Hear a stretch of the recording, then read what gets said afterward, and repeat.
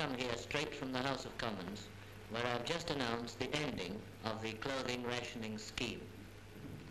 This doesn't mean that we are going to slow up on our export drive for clothing or for textiles. It does mean that the supplies that are available will now be open to all to buy in the shops without having to surrender coupons. Derationing doesn't mean that all clothes will be available in abundant supply. The export drive must come first, and I'm appealing to the public not to buy more than they really need, and where there are difficulties, I know I can count on the trade to see that supplies are shared out fairly and equally. Again, I'm appealing to the trade, and I know I can do so, not to allow prices to rise. We shall, of course, maintain price control, but those who are able to raise prices, I hope, will resist any temptation to do so. Finally, one word. I hope that now your clothing books won't be required, that you'll put them out for salvage. That was Mr. Wilson, of course, and his announcement is certainly welcome.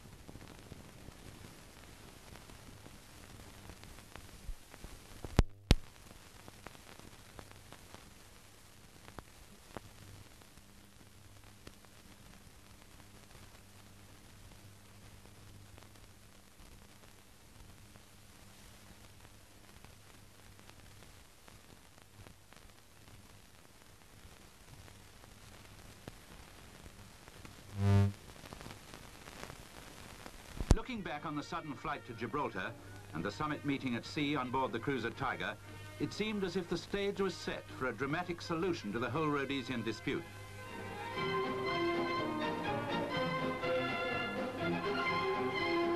But even for such a master of dramatics as Mr. Wilson, the production can sometimes collapse.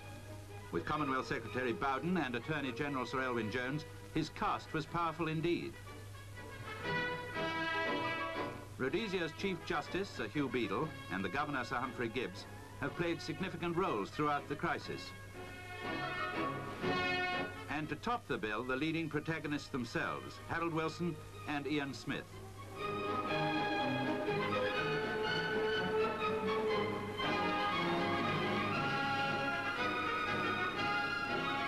For such a cast in such a setting to fail to reach a triumphant final curtain seemed to be a contradiction of all the accepted laws of drama.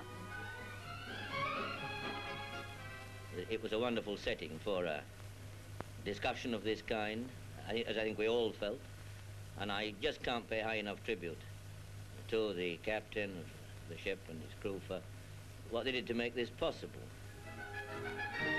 The only sacrifice we asked Mr. Smith to make, said Mr. Wilson later, was the sacrifice not of independence, but of the unreal dream world Walter Mitty independence, recognized by none but himself.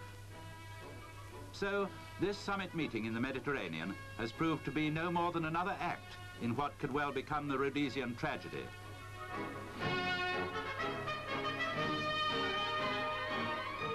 The curtain on the next act was to rise In by hundreds of students in the main entrance hall. The object of the exercise was to prevent university dons from entering the building, but police were called in to clear the way. In view of the turmoil, the emergency exit proved the quickest way into the building. The success of this ruse became apparent when Mr. Heath appeared on stage to be made an honorary Doctor of Technology.